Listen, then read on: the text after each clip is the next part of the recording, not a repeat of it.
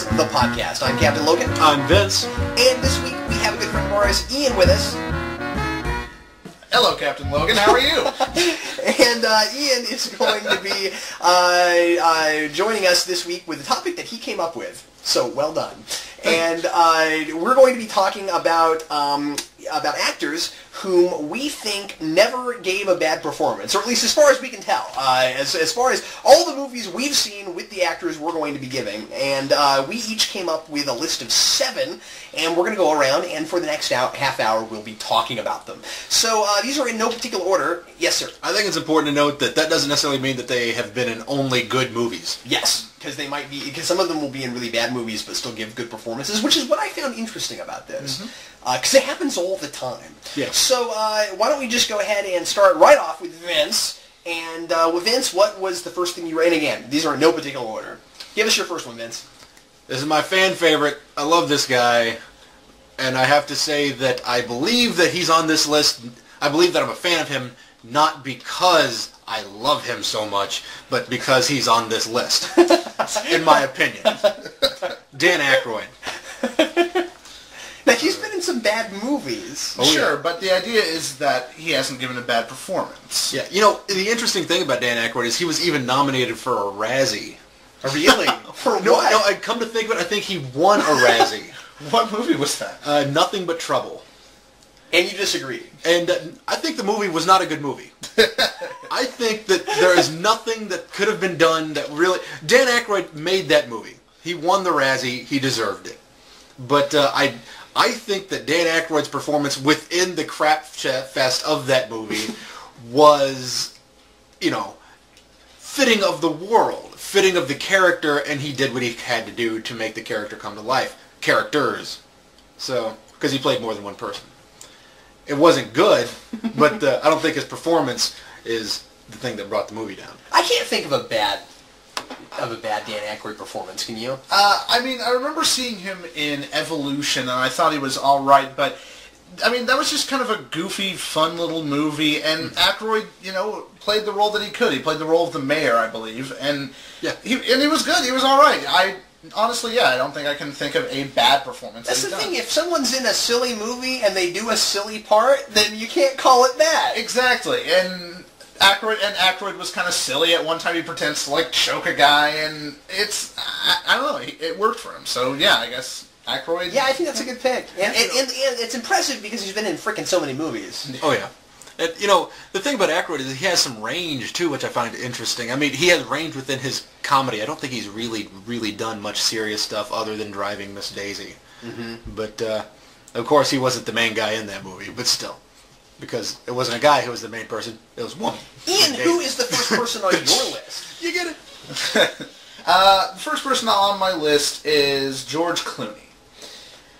You know, it's funny. That's interesting. I considered putting Clooney on my list, but there are about 25 Batman fans who just turned off the podcast. I kept thinking of Batman and Robin in that line where he says, "Robin, we're friends, partners." I'm like, you could have at least delivered that line like you took it seriously. What I love is, "Hi, Freeze, I'm Batman." Then again, if it's in the script. But then, how do you deliver that line? Here's the problem I have with Batman and Robin. I knew that was going to come up, but there's no way around it. Well, George Clooney, it's sort of like I'm gonna have to chalk up Batman and Robin. I don't think Clooney gave a bad performance. I think there was a bad director on Batman and Robin. I disagree. I disagree too, but I don't want to get into that here, but I just did a rewind on it and explain all that. I think Clooney's done a lot of really great roles, and I just saw The American, and The American's really... I want to see that. I like George Clooney. I think he's a decent actor. And I first saw him on ER, and probably a lot of people did, and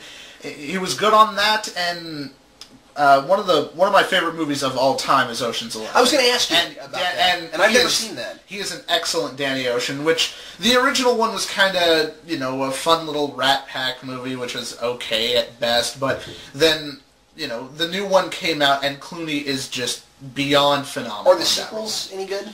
The 12's okay, and the rest of the people just turned off the podcast. But what are you doing to us, Stephen? But 13 was good, actually. It kind of brought back to the idea. 13 was they actually go back and they heist another casino. The first movie's about one casino. 13's about another one. And 12 felt weird because they're in debt to the first guy in 12, and he comes back and finds him and says, I want my money back plus interest, so they have to do a bunch of little jobs, and then they get involved in another one, and it feels very kind of schizophrenic at times. Like it's trying to do a whole bunch of stuff, but it's not bad per se. It's just not the first one, and it wasn't the third one. Can I ask you a question? Mm-hmm. Have you seen The Men Who Stare at Goats? Yes, I have. Did you like it? I loved it. Me too. Yeah. I thought it was a phenomenal movie, yes. to use your word, I believe. Phenomenal. Mm-hmm. Or maybe it was you. Anyway, right. Somebody said it on the podcast. I have a habit of saying that. So, at the risk of being completely obvious, my first person is Patrick Stewart. And the reason... I don't know who this guy is. The reason I said that is because Patrick Stewart has been in a lot of really bad movies, and I think he always does the best he can possibly do with whatever he gets. Are you with me on this or not? Yeah, no, I am with you on He's an amazing actor, but God, he gets in some. He ends up in some bad movies, and like did you ever see? I bring this up sometimes because it makes me laugh, but there was this really amusing movie he was in. It was a TV movie back in 1998 called Safe House. And you guys should I've got a copy. It's awful. We should watch it together sometime. It wasn't awful, but it's a really bizarre role for Patrick Stewart, and it's not a very good script. It's very B-movie. And Patrick Stewart plays this like senile guy who swears up and down that he used to be like a government spy, but no one believes him. And he's like really paranoid, and he's got like guns all over his house, like in the oven and like everywhere. He's like Bert from you know the movie. And it's the most bizarre role. Tremors. It's the most bizarre role for him ever. But again, it's not a good movie. But it was fun because it was him, and he's really good. So he also did a movie. I don't even know what this movie is. I just saw a clip of it on YouTube where he plays this very flaming gay guy, but it looked like it was post Star Trek. Or post Next Generation. He's done that a couple times. I think he played a flaming gay guy a couple times in Frasier. but this was a movie though, and I can't. And I'm just saying that's a role he's typecast. But I just thought it is so strange. But I'm watching him do this, and it's like, actually, this is a strange role, but he's still doing a good job. He's kind of flamboyant and very sort of a goofy character, but it worked for him. What's impressive about him that a lot of actors can't pull off is that regardless of the fact that when you think Patrick Stewart, you think Jean-Luc Picard, no matter who you are, whether you like Star Trek or not, most people will think that.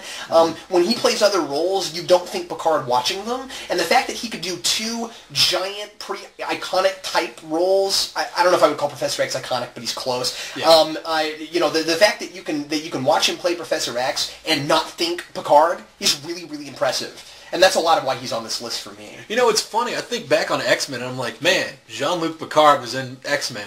And then I watch X-Men and I'm like, hey, look, it's Xavier. That is true. He's a character he's an actor who can really who can really become the character. And you forget that he's being an actor, and really, that shows how good of an actor he is. Vince, go ahead. We're already about 10 minutes in, so we're going to have to roll a little bit faster with these. Ron Perlman. Ooh. Good one. That is a good one. He wasn't really a big selling point for Hellboy. And what I find interesting is that this guy's personality is like spice for whatever movie he's in. Mm-hmm. He could be in the most ridiculously craptastic films that you could find. But this guy is just... he's just the flavoring on top. He was even in that Looney Tunes movie. And he did a really strange... I just saw that the other day, and I loved it. He was just... I'm not saying it was a bad movie. I'm saying... No, it was totally panned, but I thought it was really fun. I quite liked it. I don't remember enough about it to say anything other than that guy was what made the movie. Robert Picardo was in that. I love Bob Chicago. Anyway. So that's what I have to say about Ron Perlman. Okay, go ahead. All right. My second choice is the one that I'm going to name my list after, Gene Hackman. Absolutely a great actor. He's won an Oscar. French Connection, which is a movie that, and people are going to hate me for this, but a movie that bored the hell out of me, except for Gene Hackman, because he was really just really out there kind of guy. He's very, I can't even figure out a way to describe it, but he's even done some bad movies. I don't know if anyone ever has seen Welcome to Mooseport, which is so unfortunate because he retired like a year or two after doing that movie, and that's the last movie he did before he retired, and it's so just awful. But he's fine in it. He plays the role that he needs to play. He plays an ex-president who ends up running for mayor for this small town, and it's such a dumb plot, but it's Gene Hackman, and you're watching it going, the only good scenes are Gene Hackman, and Ray Romano's kind of funny in a couple of scenes, but even him, he drives that movie, even a terrible movie, he can drive it. If I may add something here to something you said earlier, yeah. It's not terrible for you to say that the French Connection bored the hell out of you, and I personally believe that just because something, I think it's part of film canon, isn't it, French Connection? Mm-hmm. And just because it's part of film canon doesn't necessarily mean it's really entertaining. Sometimes it's because it's historically significant. Yeah, entertainment doesn't always play a part. So at least doesn't always play the largest part. Yeah. Sometimes it's deep, sometimes it just uses some film such and such. I think a lot of people nowadays would, if they do remember the French Connection, they'll remember it for the chase scene where Gene Hackman drives a car and chases a friggin' subway. I haven't seen it, so I don't know. It's not a subway. It's those above ground trains in Chicago, I believe. Mm-hmm. And he chases one. A guy gets on the train. He gets in the car and friggin' chases it throughout the city. And a lot of people remember that because it's one of the first early modern day action scenes. I think is what a lot of filmmakers would call it, because it's this crazy car chase scene in early 70s, and you usually don't see a lot of action scenes that early in the 70s, but then they started to pick up after a while. So, yeah. Next person on my list is James Earl Jones. Yeah. All right. You have two classically trained actors on your list, if I'm not mistaken.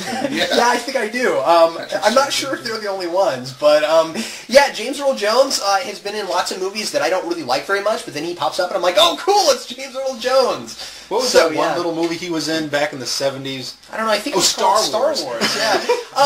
No, I like